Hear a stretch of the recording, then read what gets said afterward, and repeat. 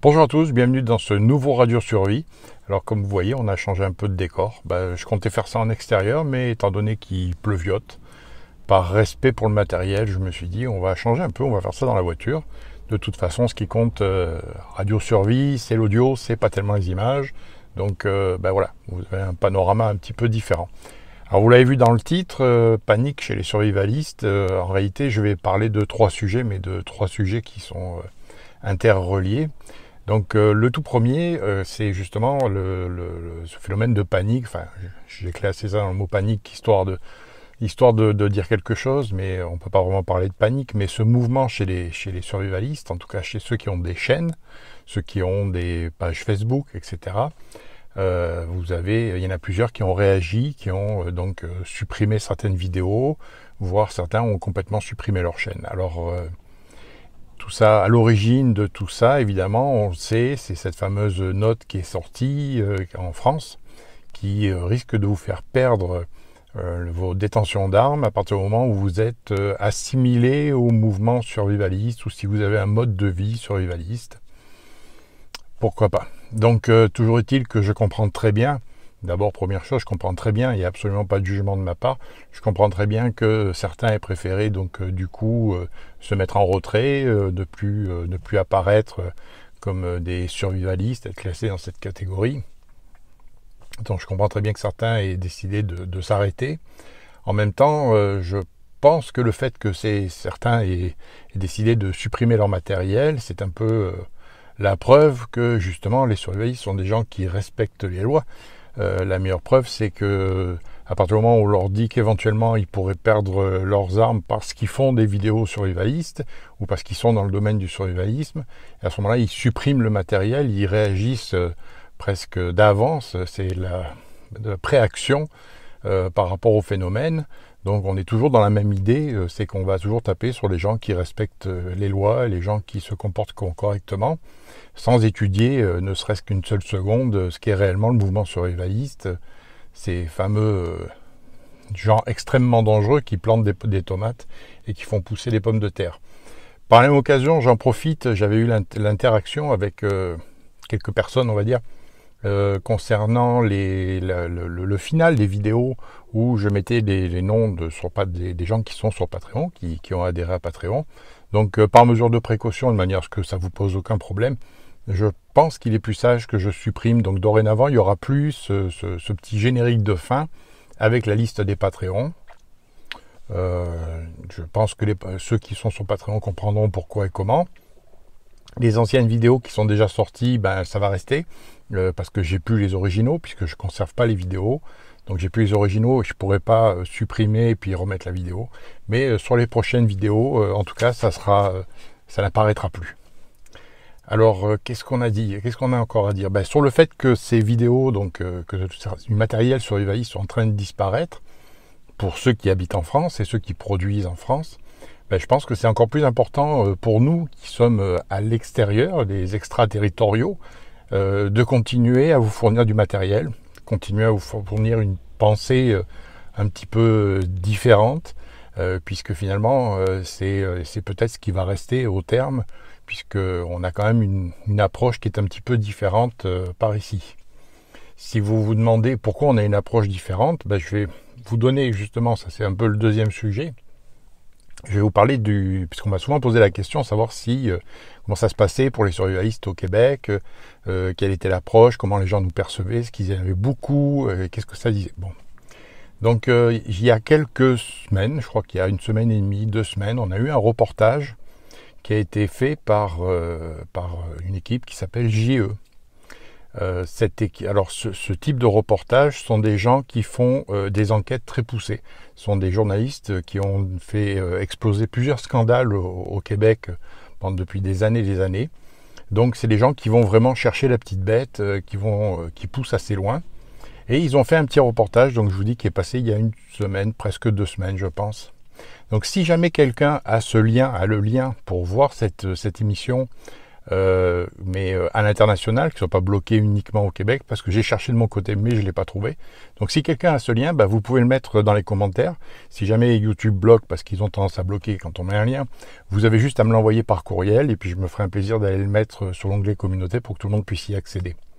Donc ces journalistes, en train de vérifier mes notes en même temps, ces journalistes sont donc des gens qui poussent très loin dans leurs enquêtes et s'ils trouvent des anomalies, croyez-moi que ça serait sorti.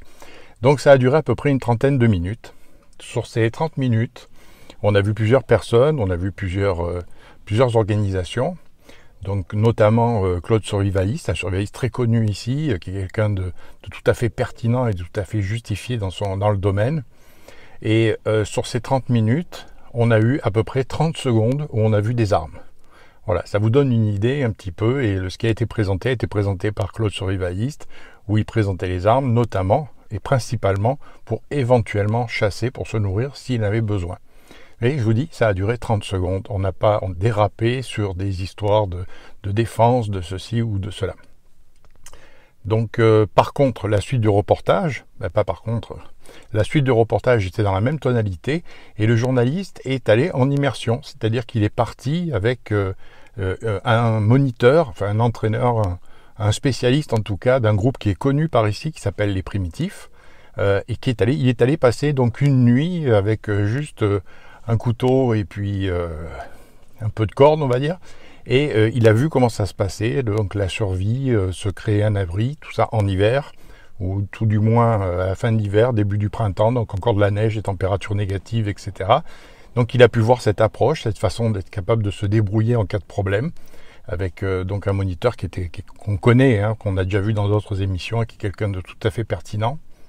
Puis il est allé avec un autre groupe, je ne me rappelle plus aussi, qui est un groupe qui est aussi dans la formation de survie aussi, aussi, il y avait des jeunes, on aurait dit presque des scouts si vous voulez, et où il a appris, où ils lui ont montré comment pêcher à main nue, comment créer des pièges, etc.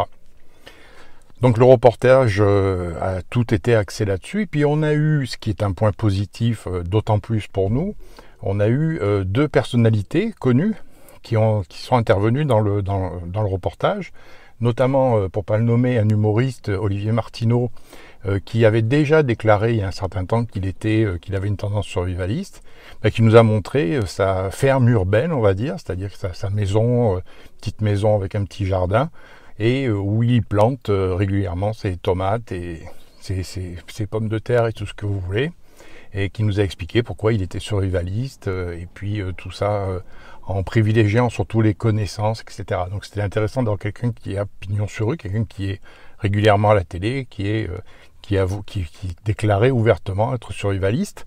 Et on a eu aussi quelqu'un d'autre, et c'est là où les notes sont intéressantes, pour me rappeler de son nom, Patrice Godin, excusez-moi, c'est un acteur, présentateur aussi d'émissions, qui avait présenté l'émission, la petite série qui était passée ici au Québec, la série Survivaliste, où il avait fait une tournée de différents survivalistes avec différents niveaux de préparation, différentes approches du survivalisme.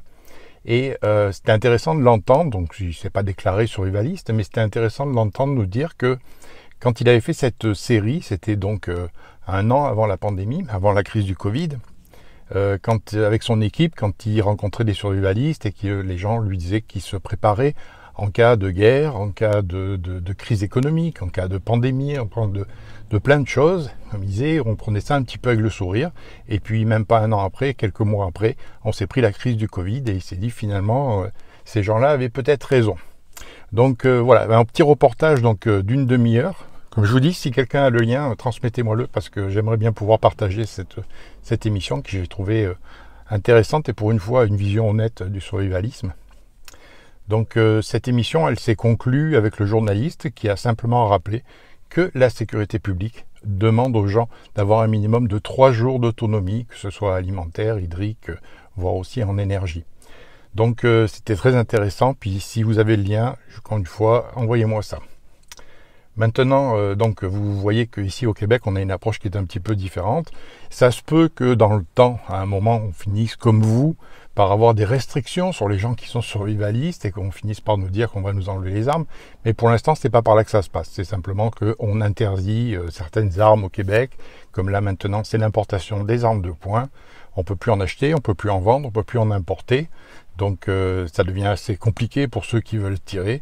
Et pour autant, ça n'a pas fait baisser la violence et la criminalité du côté de Montréal, puisqu'il y a encore eu quelqu'un qui a été abattu hier par arme à feu.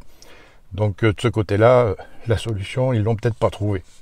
Dernier point, ça aurait pu être le titre de la vidéo. Si j'avais voulu faire quelque chose de plus attractif, je vous aurais marqué « On va tous mourir », puisque actuellement il est un peu de bon ton de dire que tout va mal et que on est à la veille de l'effondrement, on est à la veille de tout ce qu'on veut.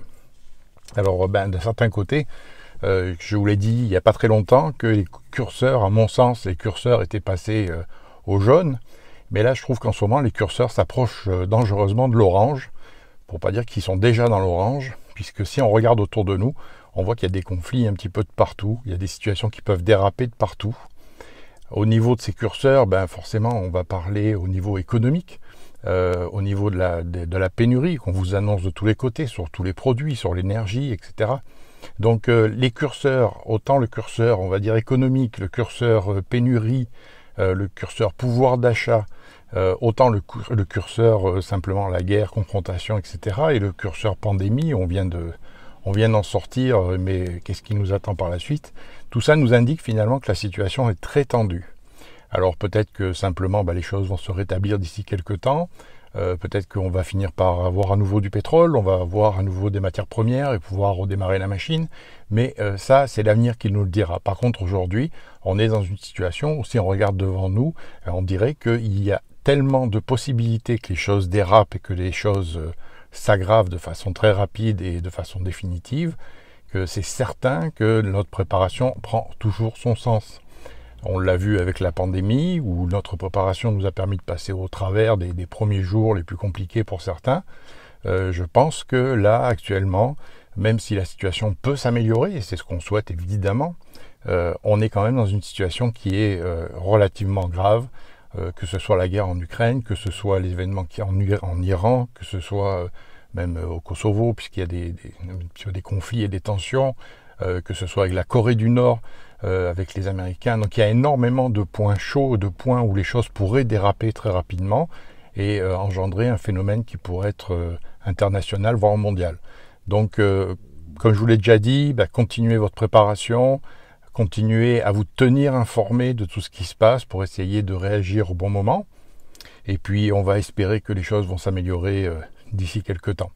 Voilà, c'est tout. Je voulais faire pas trop long. J'avais quand même quelques petits trucs à vous dire. Ça faisait longtemps que j'avais pas fait de radio survie. La préparation de l'hiver est assez compliquée ici et pas mal de petites choses à faire, donc un peu moins de temps. Et puis pour ceux que ça intéresse, je suis sur l'écriture du tome 2 toujours. Ça va être long, très très long, mais j'essaye d'y consacrer un peu de temps. Donc quand j'ai un peu de temps libre, je suis là-dessus. Mais je vais vous en reparler dans pas très longtemps parce que je vais sûrement vous demander votre avis pour certaines choses. Peut-être pour la photo de couverture ou des choses comme ça.